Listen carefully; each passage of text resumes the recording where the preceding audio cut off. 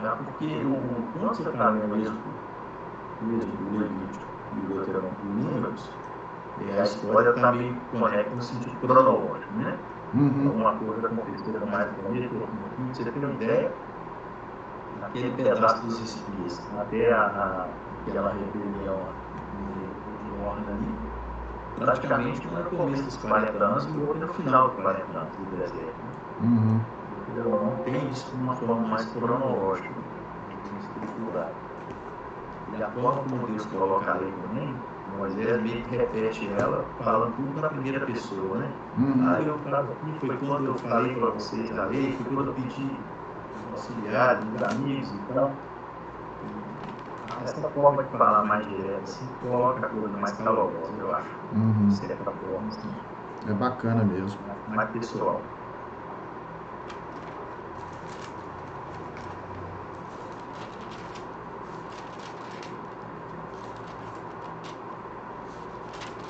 E é interessante como que a gente às vezes não presta atenção, né, em certas coisas. A gente já conhece há tanto tempo, estuda há tanto tempo, sempre tá descobrindo novidade aí nos textos do Antigo Testamento, né?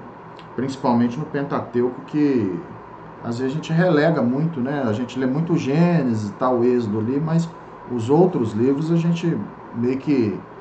isso aí é só ler e tal, a gente às vezes não dedica tanto a estudar, né? Eu estava fazendo uma análise assim, quanto a forma, a didática de Deus. Eu vou até falar disso na aula, né? Pedagogia é o estudo do ensino, do aprendizado, né? Da metodologia.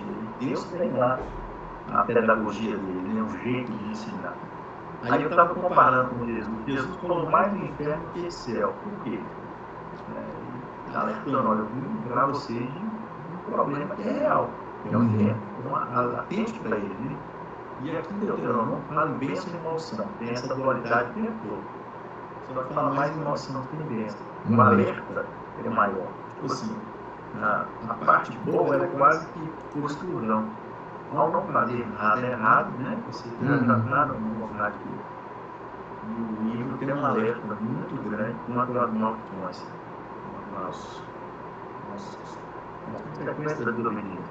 E nessa didática de Deus, a repetição é um recurso que ele usa muito, né?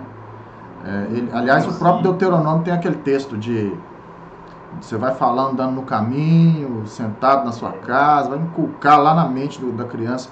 É interessante que o Apocalipse também usa esta sistemática, né, de repetir a história várias vezes para ver se o sujeito grava, né, aquilo que vai acontecer e daquilo que ele tem que se preservar, né? Muito interessante isso.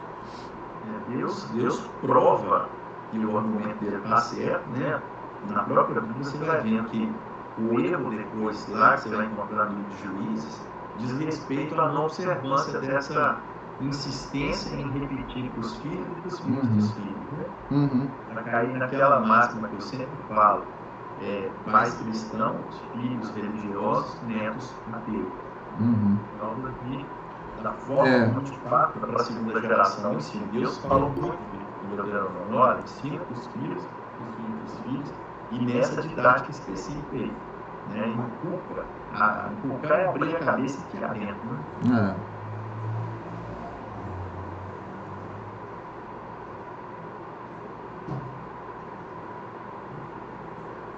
Mais 2 minutos que nós começamos?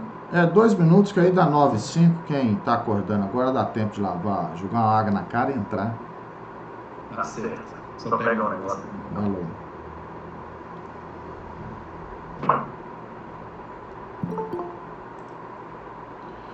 Bom dia a todos que chegaram aí. A gente está só aguardando um pouquinho o pessoal terminar de entrar. Já já a gente começa.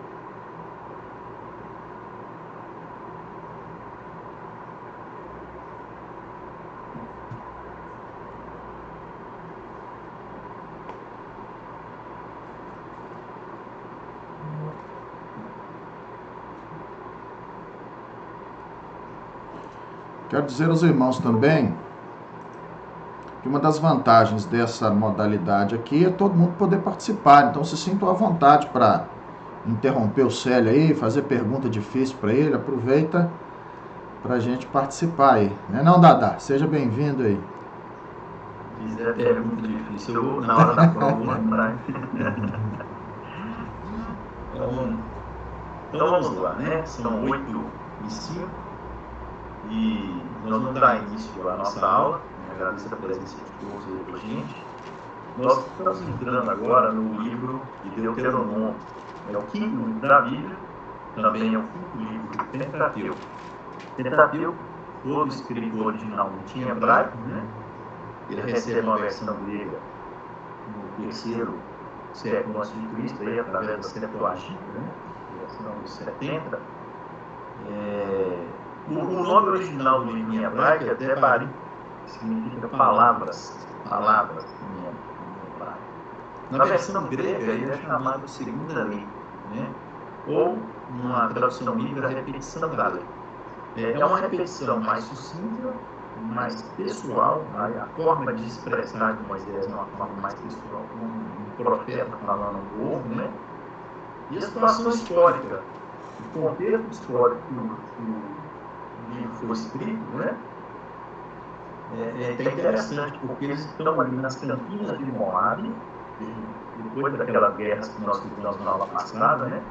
Eles estão ali na região oriental do Rio Jordão, exatamente em frente, onde eles irão atravessar para tomar Jericó, em frente de Jericó praticamente. E me faz lembrar que as campinas de Moab são aquelas que Ló escolheu. É interessante que ali também, antes da entrada na terra, Moisés faz todos os discursos que estão registrados em Deuteronômio, né? Ele vai então falar mais agora com um profeta despedindo do povo, alertando o povo, e ele então está finalizando a peregrinação do povo no deserto, né? Que é, na verdade, o castigo pela desobediência. Então, só para você entender o contexto histórico, eles estão terminando os 40 anos de peregrinação no deserto, que foi um castigo fruto da desobediência deles, né? Exceto Josué e Caleb, todos os que saíram do cativeiro egípcio já morreram nessa altura. Exceto Josué e Caleb, e os que tinham menos de 20 anos ao tempo da sedição, tá certo? Moisés também foi avisado nesse mesmo tempo aí que ele morreria, que ele não entraria à terra, né? E ele começa a lembrar toda a história do povo. Ele começa um discurso antes de repetir a lei, praticamente no capítulo 1, capítulo 5, ele vai estar repetindo a própria história dos israelitas para eles. Ele vai estar fazendo uma recapitulação, desafiando eles a permanecerem fiéis ao Senhor, como condição para se tornar uma nação próspera e segura. Essa ideia de uma nação próspera e segura, servindo a Deus, né? Ela é bem sintetizada pelo salmista que fala: bendita a nação cujo Deus é o Senhor, né? O conteúdo do livro, como o próprio nome já fala, né? É a repetição da lei, é uma espécie de síntese de tudo que se viveu, de tudo que se aprendeu, de uma forma mais pessoal, né? O Deuteronômio, tal como os demais textos normativos do Pentateuco, expressa o que Deus requer do seu povo escolhido. E nesse livro, mais do que em outro, ele faz explicando da seguinte forma, explicando de uma maneira muito apropriada o que Jesus fala lá em Marcos 12:30, né? Qual que é o maior de todos os mandamentos. Ele fala de uma forma, parece que a forma central do livro é invocar a obediência devotada a Deus, uma obediência que vai além do respeito e vai para a área do amor. Quando Jesus diz: amarás, pois, o Senhor teu Deus de todo o teu coração, de toda a tua alma, de toda a tua força. Amar a Deus de coração usando as emoções. Amar a Deus de toda a alma usando a razão, o intelecto. E amar a Deus de toda a força com as atitudes, com você se esforçando para fazer a vontade de Deus, ainda que ela seja pesada. Fazer a vontade de Deus não é fácil. Fazer a vontade de Deus, não pense que é só fazer o bem. Está longe de ser só fazer o bem. Fazer o bem faz parte de fazer a vontade de Deus. Agora, quando Jesus fala que você tem que amar a Deus, ele está te pedindo para ir além da obediência, né? É uma obediência devotada, é uma obediência que se entrega, é uma obediência que se relaciona.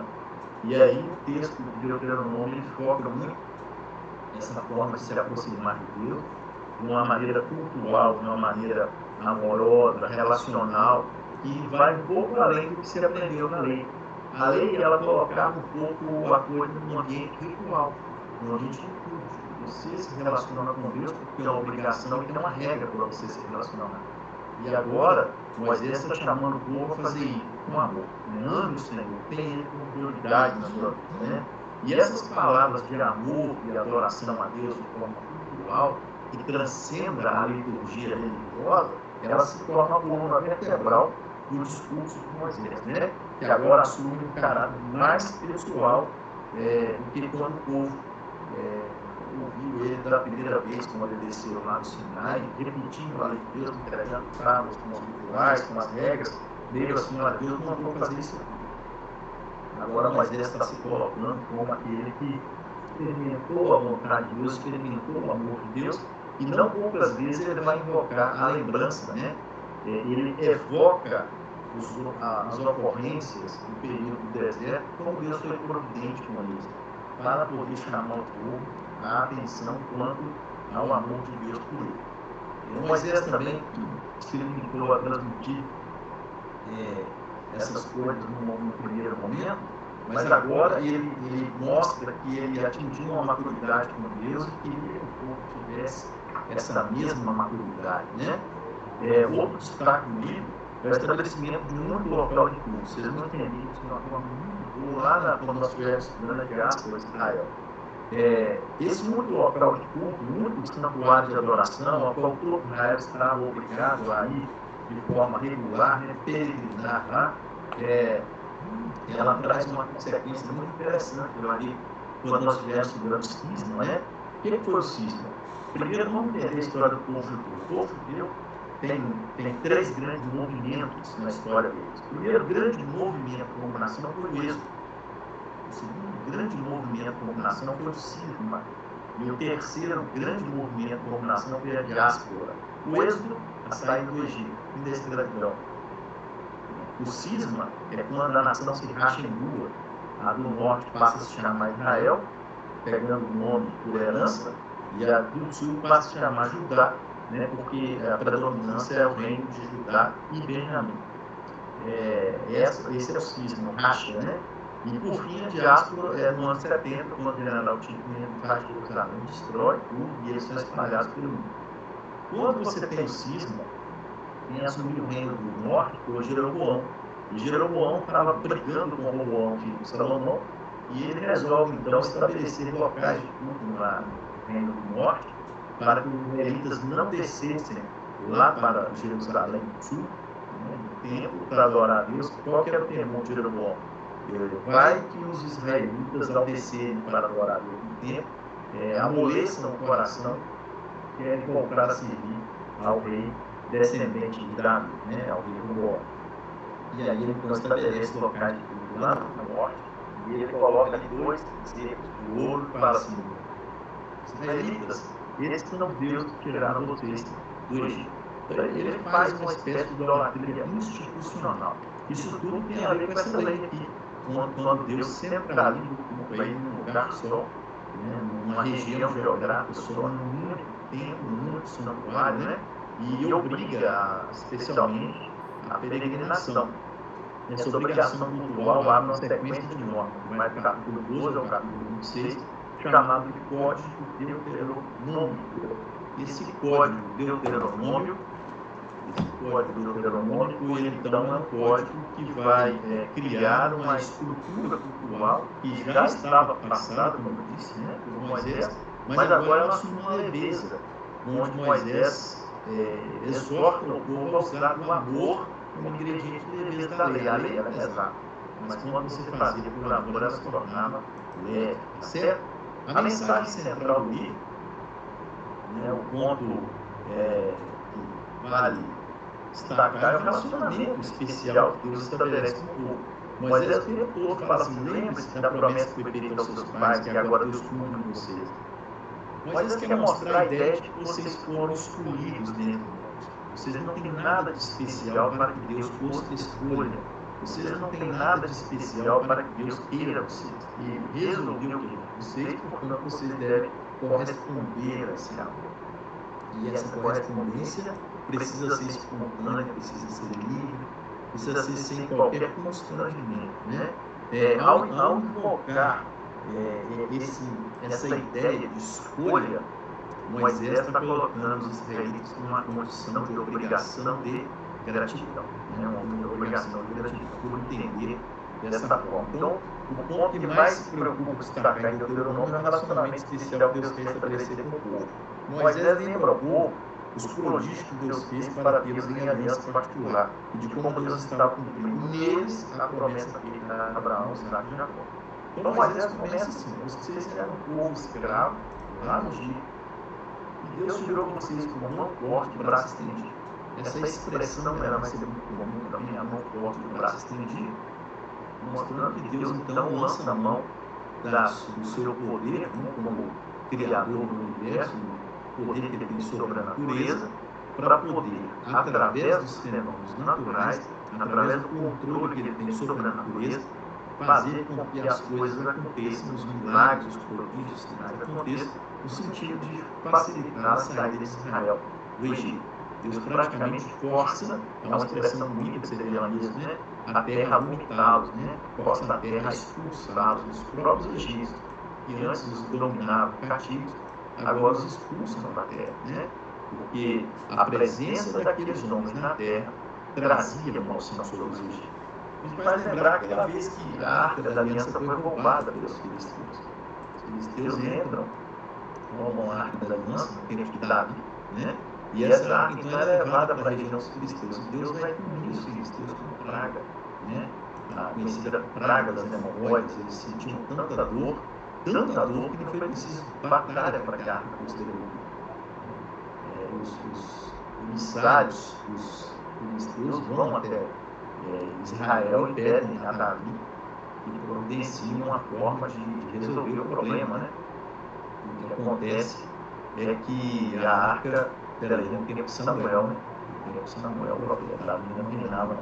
O que acontece é que Deus exige que eles façam oferendas e cultos através de imagens em ouro das hemorroidas para que a praga cessasse. Eles devolvem a Arca da Aliança. Então, fica claro para a gente que a presença de Israel ela pode trazer bênção e maldição para aqueles, né, que, no caso,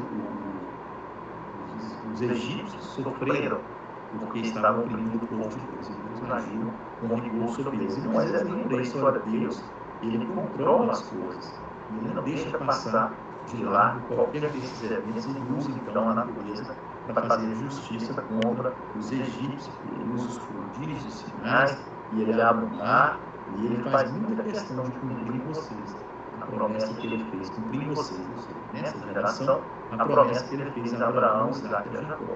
Era para que eles não se sentirem privilegiados, sim, né, de muitas formas, certo? A dualidade, a mensagem, né, falando nas bênçãos decorrentes da obediência e nas maldições da desobediência, são uma constante no livro. Você vai encontrar no livro de Deuteronômio também, o tempo todo, a mensagem mostrando dois caminhos, mostrando que há uma escolha, mostrando a bênção, a maldição. Há uma expressão no livro até que é usada, que Deus fala assim, né? Coloco diante de vocês hoje a bênção e coloco diante de vocês hoje a maldição, né? Escolham a vida para viver. É interessante a forma como como é usado, né, essa expressão ao longo de todo o livro. Deus sempre colocando a proposta de dois caminhos para o homem tomar uma decisão. Isso faz parte da justiça de Deus, faz parte da misericórdia de Deus, mostrar ao homem, né, deixar o homem sempre diante da opção de vida. Escolha a vida. Deus até insiste, olha, coloque diante de vocês o caminho de vida e o caminho de morte. E aí Deus completa, escolham a vida para viver, escolham a vida para viver.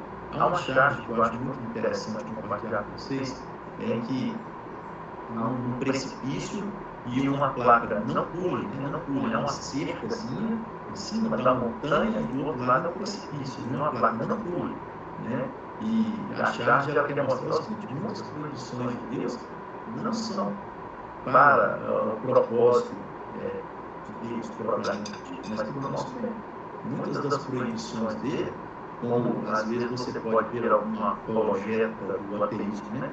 Deus é sádico, Deus é mau, Deus proíbe, Deus quer privar o homem de prazeres. Não, Deus quer livrar o homem.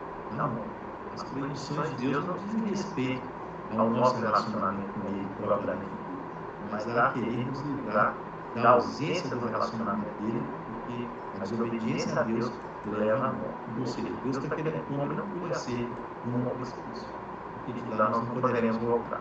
Então, toda vez que Deus estabelece uma lei, é para o nosso bem, para nos salvaguardar. E isso fica muito claro, né? Porque também o apologeta do ateísmo ele vai ser o seguinte: Deus é narcisista, egoísta e exige o louvor de sua glória, né? Ele não suporta não viver sem louvor. Os anjos o louvam, os serafins, os querubins, os arcanjos o louvam, e ele exige o louvor do homem. É muito apropriado dizer nessa aula o seguinte: quem precisa de Deus é o homem. Quem se beneficia do louvor a Deus, da proximidade de Deus é o homem. Deus não precisa do louvor de ninguém. Quando ele te convida a louvá-lo, ele está te convidando a uma experiência de bênção, de completude, de regozijo, de satisfação, de gozar do que tem de melhor em todo o universo. É aproximar-se de Deus, né? Na presença de Deus há bênção sem há suprimento sem medida. Então, quem se beneficia da proximidade do louvor a Deus é o homem. Então, quando Deus convida o homem, vem me louvar, vem me cultuar, vem me servir, porque na minha casa há abundância. Interessante que são detalhes que podem passar despercebidos para você, mas a parábola do filho pródigo, no que pese ela ter um foco no filho desobediente, no filho impenitente, né, mais velho, você já percebeu que existe um contexto subliminar nela, de que ali dentro da propriedade daquele pai, os empregados vivem muito bem? Vivem melhor, viviam melhor do que o filho que estava fora, a ponto de ele usar isso como parâmetro para o arrependimento dele, né? Quando ele fala lá no meio dos povos: quantos empregados do meu pai têm fartura de pão e eu aqui padecendo necessidade? Levantar-me-ei e ir ter com meu pai e dizer: Pai, pequei contra o céu e perante ti, já não sou digno de ser chamado teu filho, faz-me como um dos teus empregados. Olha que interessante, presta bem atenção. Não é o foco da parábola do filho pródigo, mas fica bem claro que aqueles que estavam próximos do pai, próximos da sede daquela fazenda, viviam muito bem, ainda que empregados. E é interessante quando Deus convida a criatura a se aproximar dele, criatura, quando convida a criatura a louvar o nome dele, a glória dele, a desfrutar da presença dele. Quem se beneficia é a criatura. Então, o chamado de Deus ao seu louvor não é um chamado egoísta, narcisista, para exaltar sua grandeza puramente porque ele tem necessidades. Deus não tem necessidade de absolutamente nada. Tudo que você fizer para Deus, você está fazendo para si mesmo.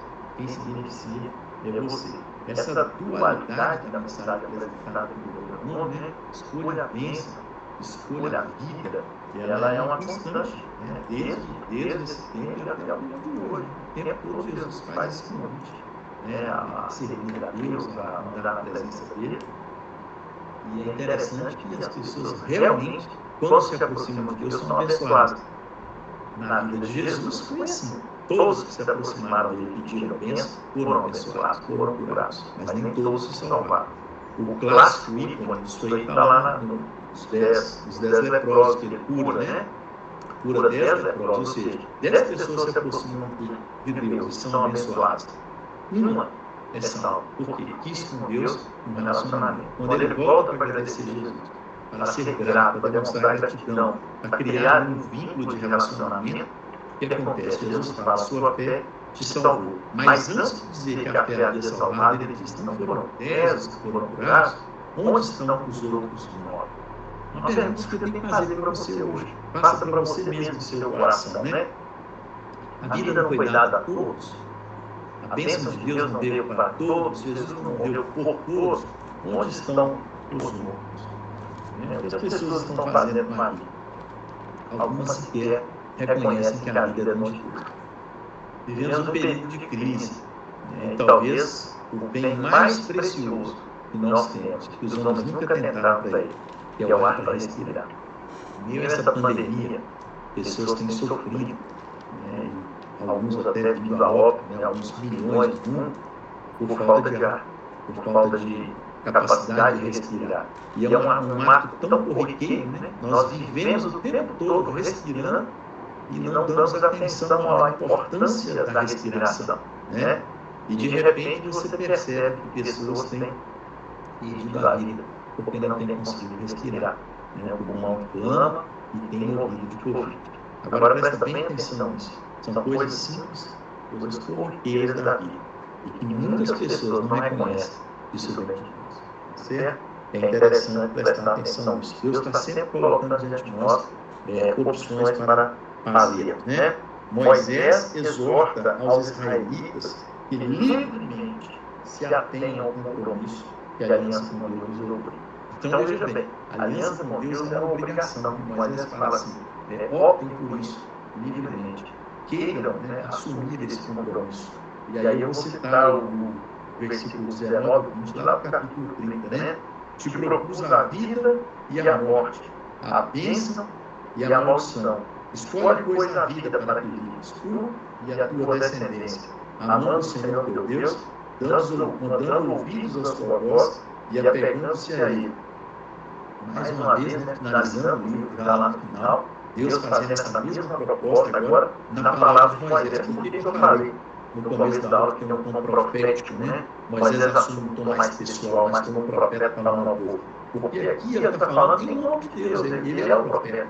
Fala, olha, te propus a vida e maldição, mas aí ele fala, Moisés falando em nome de Deus. O povo já não mais ouve a voz de Deus lá da montanha, lá do meio do povo. É o profeta falando a lei, Te propus a vida e a morte, a bênção e a maldição, Escolhe, pois, a vida para que vivas você e a sua descendência, amando o Senhor seu Deus, dando ouvidos à sua voz e apegando-se a Ele. E eu falava com o irmão agora, no começo da aula, antes de a gente iniciar, sobre a forma didática que Deus trabalha, a pedagogia de Deus, ela trata da repetição como algo capaz de sedimentar na mente do homem conhecimento. E lá no capítulo 11, versículo 1, Deus usa 4 sinônimos da mesma coisa, Olha que interessante. Eu vou ler lá no capítulo 11 agora, para ler para vocês como Deus usa uma mesma expressão através de Moisés. Olha só.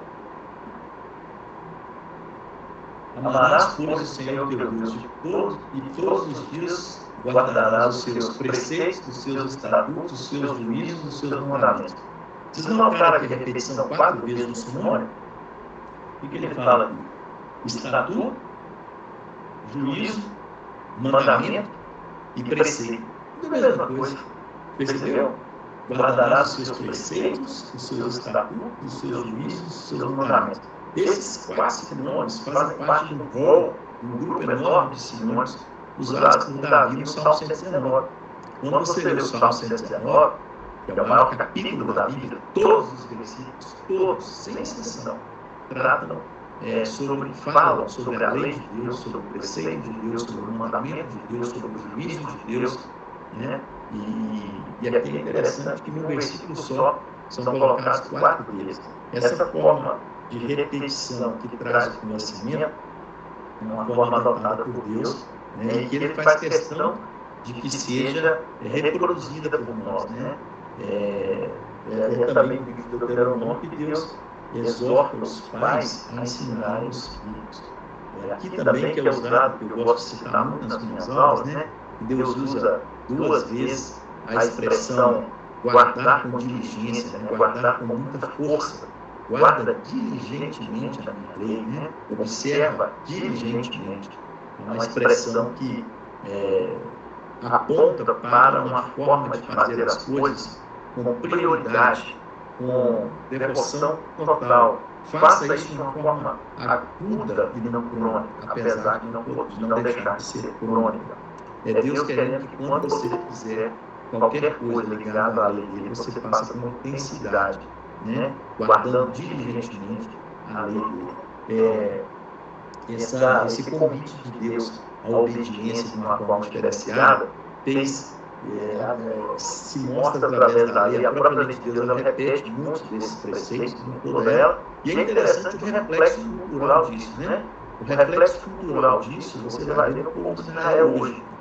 Quando você estuda, né, a formação étnica de Israel, quando você estuda o comportamento deles enquanto nação, você vai ver hoje em Israel o reflexo disso, né? O judeu, para ser judeu, você tem que dominar 2 idiomas, você tem que saber o Pentateuco de cor, né? No seu ritual de passagem da adolescência para a com 12 anos, você já tem que saber os 5 primeiros livros da Bíblia de cor. Você tem que ser muito bom em ciência, os conhecimentos gerais, e não por acaso, isso acaba repetindo na genética, né? Quando você tem uma sequência de cérebros desenvolvidos no estudo, você acaba passando isso geneticamente. E os judeus hoje têm uma supremacia que alguns evangélicos denotam ela como mística, né? Eles são mais abençoados.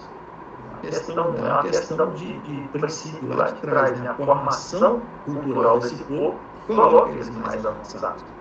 São os prêmios Nobel de Ciência, mais de 90% é dado para israelita, para judeu. Por quê? São mais estudiosos, têm um cérebro mais desenvolvido no que tange a formação deles, que fez deles esse tipo de gente superior, né? Superior em conhecimento, superior em capacidade de aprendizado. Eles vivem num sistema sociocultural lá que faz deles esse tipo de gente, né? E também, se você pegar a formação histórica, todo povo que é muito perseguido, ele tem as suas ferramentas, né, para existir no mundo. Muitas vezes, israelitas foram livres da morte por suas capacidades pessoais, né? Basta lembrar que de Daniel, Sadraque, Mesaque, Abednego, na Babilônia, né, que por seu conhecimento foram usados no serviço da corte de Nabucodonosor. Basta lembrar que Einstein, ainda que judeu, né, como cientista, ele é também poupado e até levado, né, para os Estados Unidos, onde eles continuam desenvolvendo seus projetos científicos. E ao longo da história, por exemplo, na perseguição dos judeus lá na Península Ibérica, muitos foram poupados pelo seu conhecimento de finanças estruturais, né? Eles recuperaram a economia da Península Ibérica lá no tempo do Santo Ofício, no século XVII. E aí você vai ver que ao longo da história, milhares deles foram poupados porque tinham ferramentas intelectuais, né? Capacidades pessoais que os distinguiram dos demais. E hoje é diferente. Né? Qualquer judeu no mundo ele pode ser usado hoje porque ele tem conhecimento, vai servir para alguma coisa, ou seja, eles não são só uma mão de obra operária, eles são uma mão de obra hoje intelectual, qualquer país do mundo que eles for. É assim por causa do tipo de vida que eles levaram, como perseguidos o tempo todo, um povo que sempre foi relegado à perseguição, associado às maldições, né? Na Idade Média, muitos morreram porque qualquer praga que vinha, qualquer pandemia, né? Vamos falar essa palavra agora que não é comum. Por exemplo, na peste negra, judeus eram queimados, sacrificados, porque as pessoas entendiam que eles eram culpados das pestes no mundo, porque mataram Jesus, né? Mataram Jesus. Então acabou que o judeu ele tinha historicamente problemas que refletiram na cultura social do país hoje, né? Quem eles são hoje, a diferença deles. E eu falo para vocês uma coisa, essa forma de ensinar de Deus, se o cristão hoje levasse a sério, não precisa ser judeu, não, tá? Você, brasileiro mesmo, normalzinho de tudo, você levar isso muito a sério, você se torna melhor na sua escola, você se torna melhor na sua universidade, você se torna melhor no seu trabalho, você se torna melhor no seu ramo empresarial, você se torna cabeça e não cauda. Agora sim, reportando a uma fala de Deus, uma promessa de Deus lá, espiritual para Israel, e eu aplicando ela agora à sua vida material, né? Longe de falar do Evangelho da Prosperidade, eu não estou falando do Evangelho da Prosperidade, eu estou falando de você adotar um jeito de viver preconizado por Deus e que te dá vantagens sobre os demais seres humanos. Deus quer que você estude, Deus quer que você tenha conhecimento. E ele fala que o temor a ele é o princípio da sabedoria, é o princípio do conhecimento. Deus sempre quis que os seus fossem amigos dos livros, amigos da leitura, para se tornarem cabeça, para se tornarem superiores em tudo que fazem. E é interessante que, lá no livro de Osés, há uma denúncia grave de Deus sobre essa questão dos livros. Tá? Deus reclama que os seus sacerdotes não liam a sua lei, não se debruçavam sobre os estudos, não eram amigos dos livros. Isso afastava deles o conhecimento. E eles, sem conhecimento, não ensinavam o povo. E lá em Osés, Deus reclama: meu povo está se perdendo porque lhe falta conhecimento. Certo? Então, vamos entender toda a sistemática do livro de Deuteronômio. Já começa pelo nome do livro: repetição da lei. Segunda lei, quer dizer, Deus, através de um livro inteiro, mostrando a forma como Ele quer que eu me relacione com Ele, através do conhecimento dele, que vem pela leitura da lei dele, pelo aprendizado da palavra dele. Nós não podemos pôr de lado o aprendizado da Bíblia. Não à toa, Satanás tem atacado muitas igrejas. Satanás tem atacado muito o meio cristão, através de um cristianismo superficial que não se debruça sobre a Bíblia. Você já parou para pensar que há 100 anos atrás, a maioria das igrejas tinha um ensino robusto da Bíblia? A maioria delas tinha como coluna a escola bíblica dominical. As pessoas se debruçavam sobre a Bíblia domingo após domingo, né? E tinham estudado durante a semana para falar versículos de cor na escola dominical no domingo. Tinham que saber das histórias de cor, tinham que fazer muita coisa. Hoje, o evangelicalismo atual é aquele de púlpito, aquele que o pastor, ou o líder, o padre, seja lá quem for, fala lá os seus jargões prontos, as suas frases de efeito, né?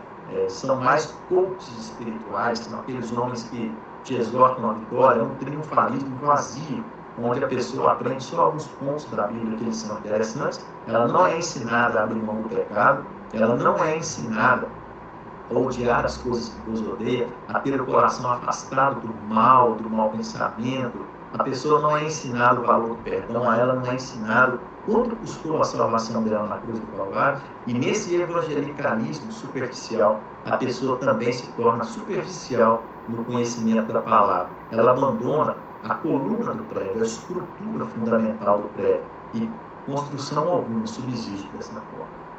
Eu quero que você pense agora de uma forma bem estrutural mesmo, remetendo à ideia de estrutura de engenharia. Pense comigo.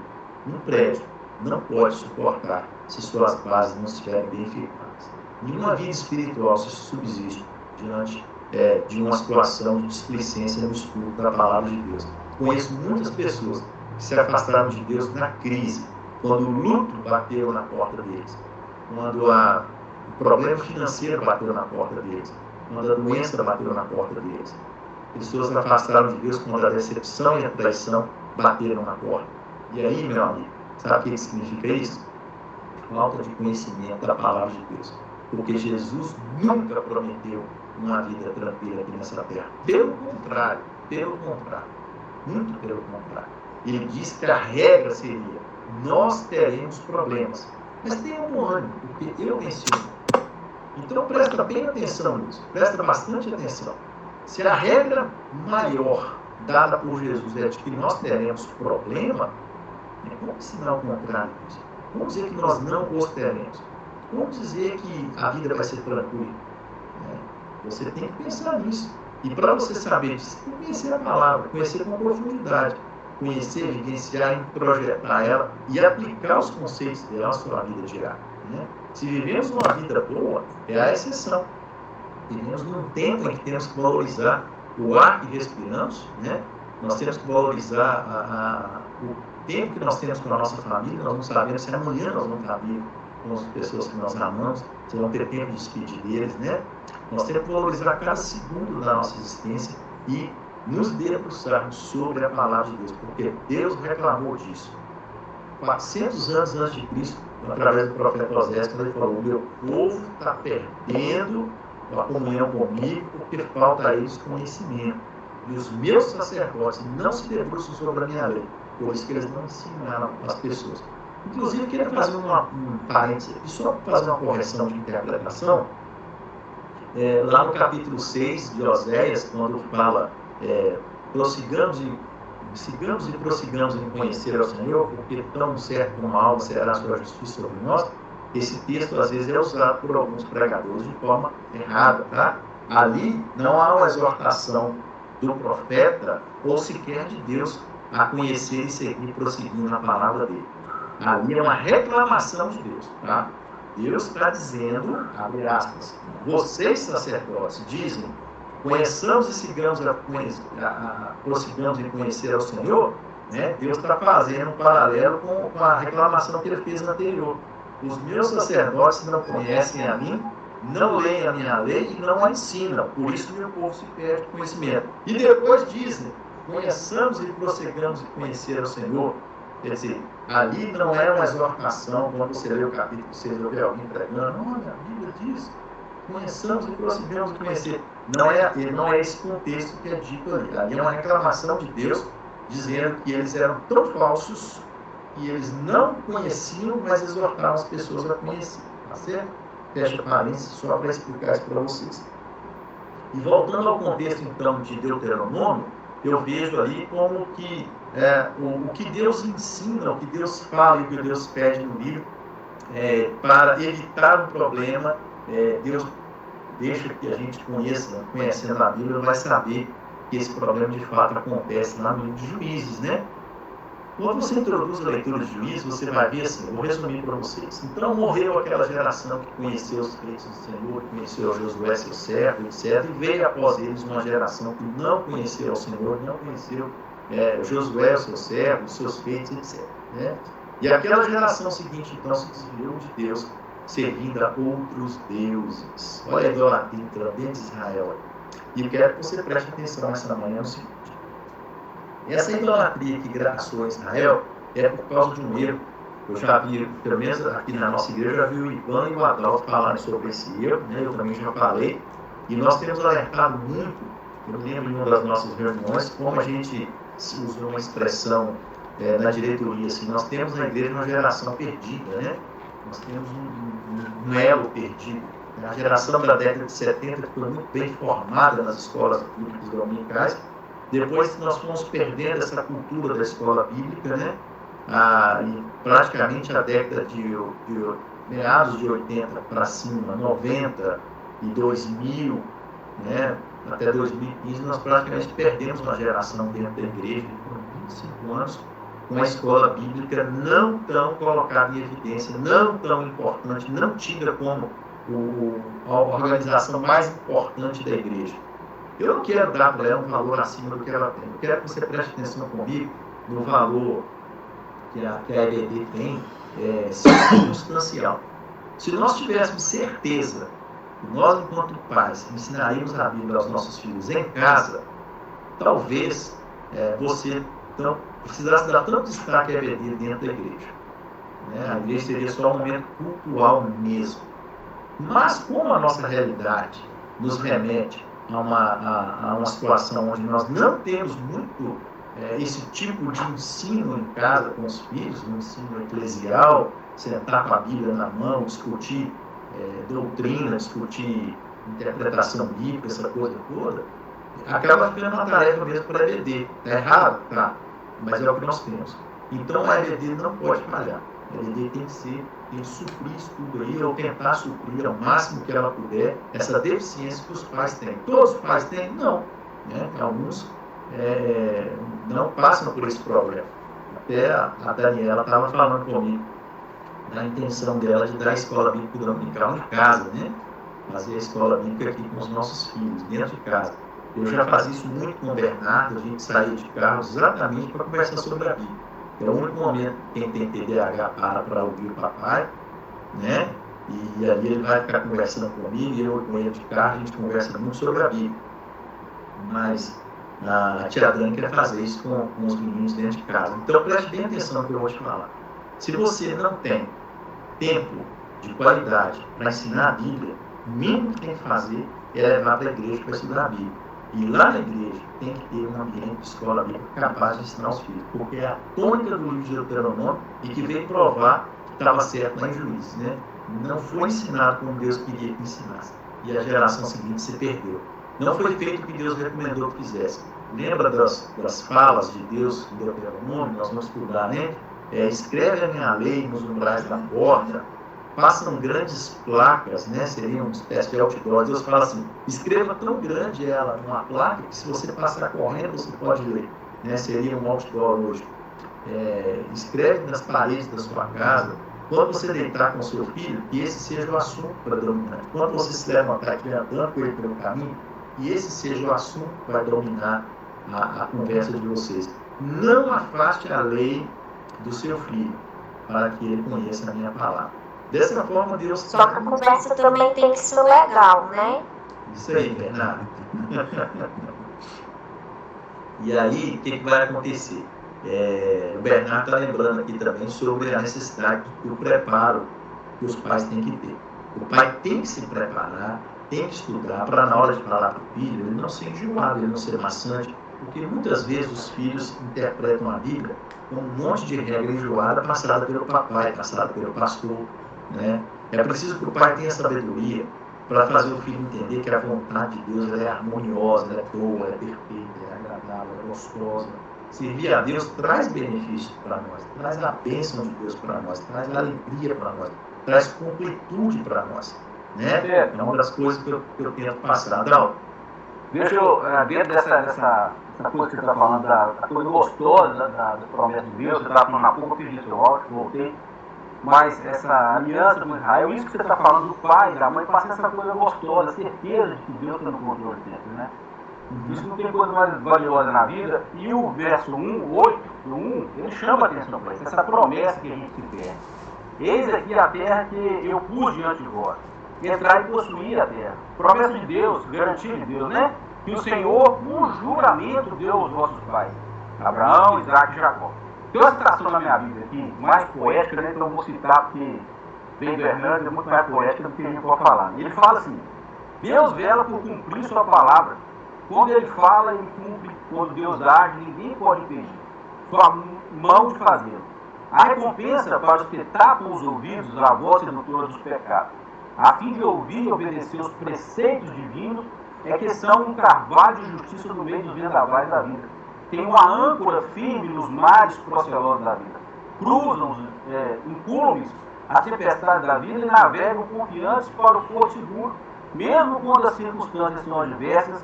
Eles encontram paz, mesmo que os perigos sejam imensos, eles têm segurança, mesmo que os inimigos sejam muitos, eles obtêm vitória, mesmo que o medo tente assaltá-los, eles sentem conforto, mesmo que todos se voltem contra eles, Deus os cobrirá debaixo de suas asas. Essa promessa, rapaz, a gente entra no cristianismo e a gente acha que as promessas de Deus se perderam, né? E Cristo vai prometendo para a gente essa segurança o tempo todo, né? Ele fala no mundo tereis aflições, né? Mas tem de bom ânimo, eu venci o mundo, ele garante que vai estar com a gente dele até a consumação dos séculos.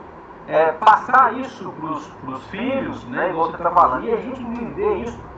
Você falou de pandemia, no tempo de pandemia, medo, todas as frustrações que a gente vive na vida, quando você anda com Deus, entendendo. Isso não é evangelho de prosperidade, é certeza de vitória, entendeu?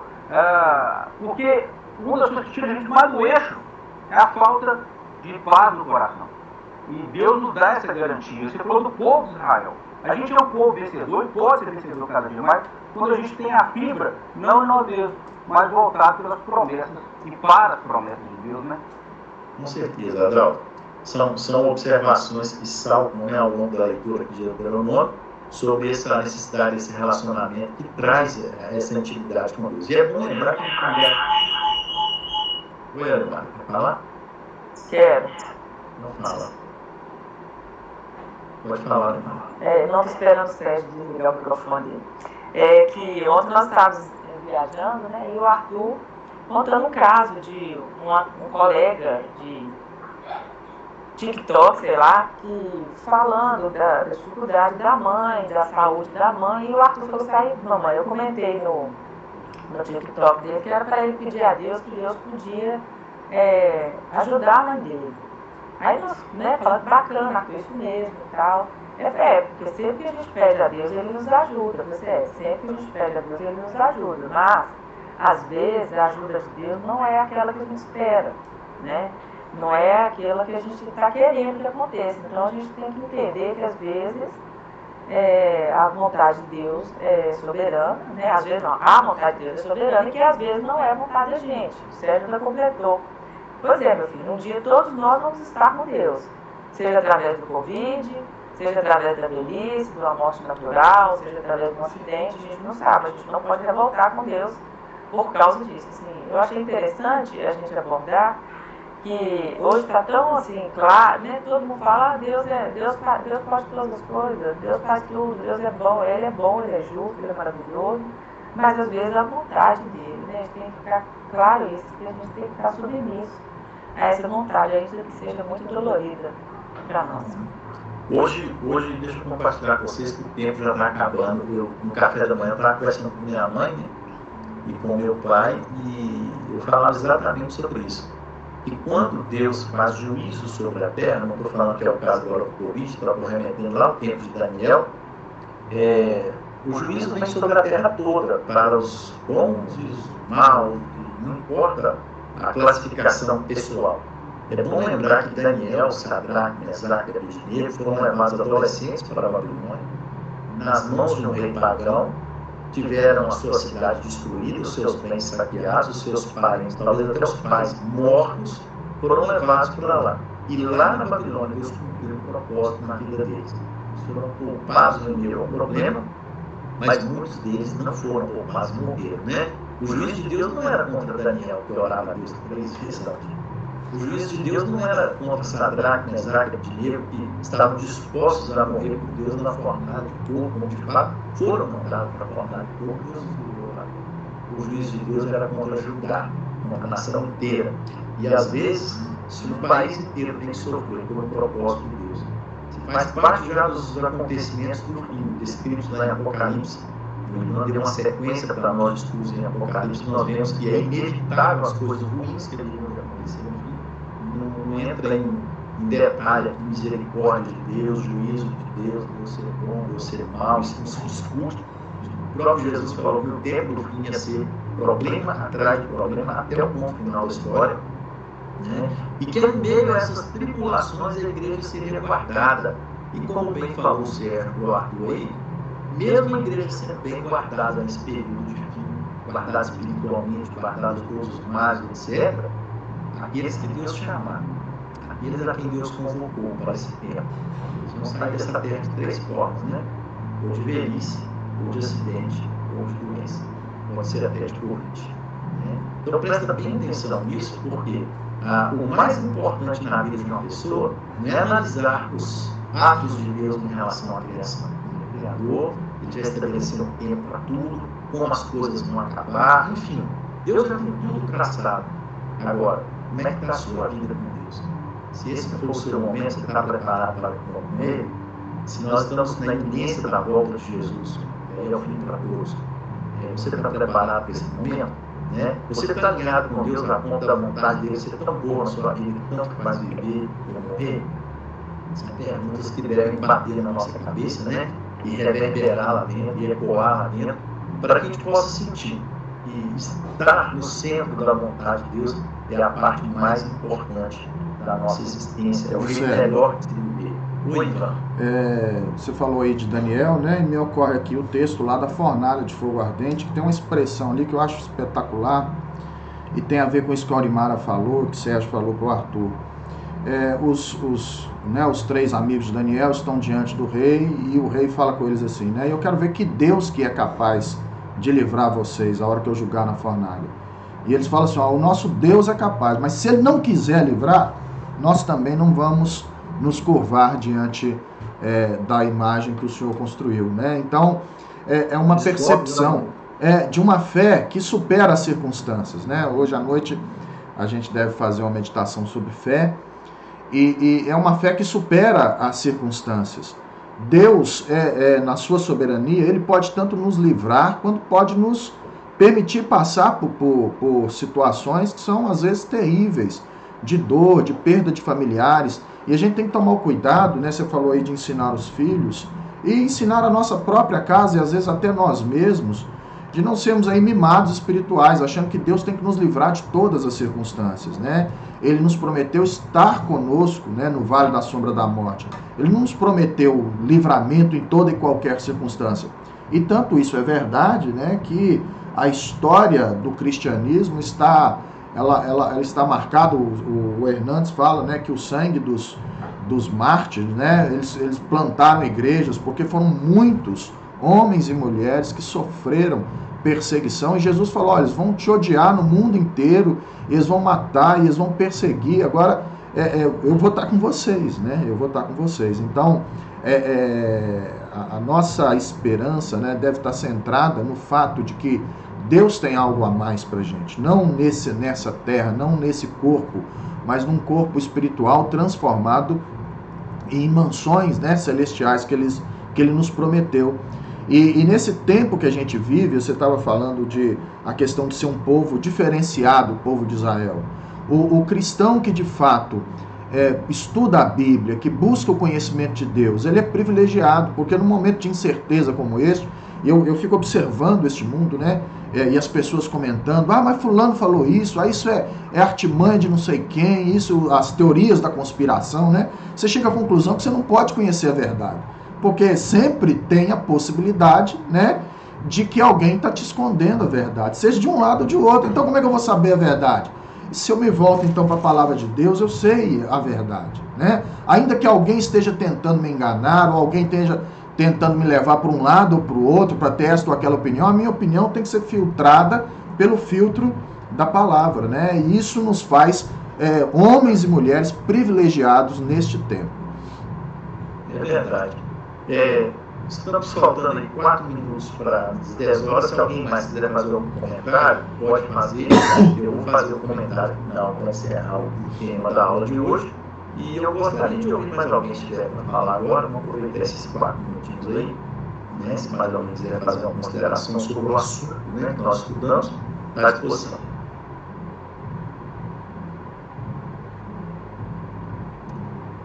Bom, não tendo mais nenhuma manifestação, eu vou falar para vocês rapidamente, né, sobre a divisão do livro de Deuteronômio, né?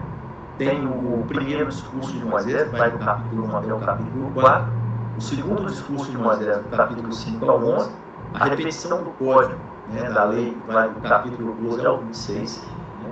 Terceiro discurso de Moisés, que é o capítulo 27 e 28, gente, o capítulo 27 e 28 merece um estudo especial, tá? Eu preciso que vocês leiam, no caso, o capítulo 27 e 28, tá bom? É um tema praticamente central do nosso estudo.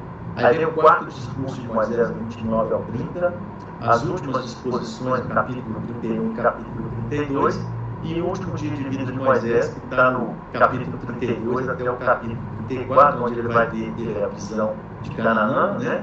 Ele vai fazer uma bênção, né? A bênção de Moisés, ele faz uma bênção sobre as 12 e finalmente a descrição da morte dele, que é um capítulo que não foi escrito por ele naturalmente, né? Uma espécie de apêndice fechando o livro, né? Alguém escreve sobre a morte dele e fecha então o livro de Deuteronômio, tá certo? Vai ser um estudo muito produtivo, né? Como eu disse, apesar de ele ser bem resumido, o livro é grande, mas ele tem muita síntese, né? Nós não conseguimos fazer uma condensação muito boa, mas tem capítulos aqui que vão dar aulas assim ricas demais, bastante relevantes para a nossa vida espiritual. Acho que a palavra seria essa mesmo, tá? Que Deus abençoe a todos. Obrigado aí pelo pessoal que assistiu pacientemente a nossa aula. Agora, Glauber. Fazer destaque aí para o Mark Glauber, que está com a gente aí também. Pois é, rapaz, o Mark Glauber, né, igual nota de 200, existe, mas a gente não vê, mas ele está com a gente hoje aí, parabéns. Hoje, às 19h30, teremos a transmissão do nosso culto, né, de adoração. Maria. Oi, Maria. Só aproveitar a oportunidade, dar notícias para vocês sobre a Zulene. Pode falar. Ela está internada com a gente lá, ela está em UTI ainda. Sim. Eu a vi no plantão de antes de ontem, ela tava muito assustada, sabe? Tava com muito medo, mas conversei com ela, tranquilizei. E ontem já tive uma notícia boa, ela ainda está usando oxigênio em máscara de reservatório, mas já diminuímos já para 6 litros, né? Quando antes de Natal ela estava usando 10, e ontem a gente diminuiu para 6 litros. Então eu espero que hoje à noite eu tenha notícias melhores ainda sobre ela para passar para vocês. Mas graças a Deus Deus tem cuidado lá. Amém. Maria, obrigado pelas informações. Só te corrigindo, o culto vai ser transmitido a partir das 19 horas por causa do toque de recolher, não às 19 horas. Tá bom, o culto então às 19 horas, a transmissão vai até às 20, né, por causa do toque de recolher. Muito bem lembrado, Armando. Peço oração a vocês também, com um amigo nosso chamado Rodrigo, tá? Ele é marido da Sabrina, que assiste a aula com a gente aí todo domingo, né? Ela está sempre na nossa sala aí. Ele está com o Covid também, foi internado lá no Casu. Nós teremos que ter ele agora à tarde, mas esteja em oração pela vida dele. Deus abençoe a todos, tá? Em nome de Jesus. Obrigado. Amém. Até mais tarde, pessoal.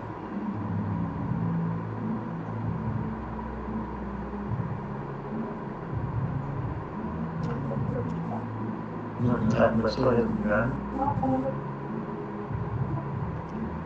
Oração, né, amor?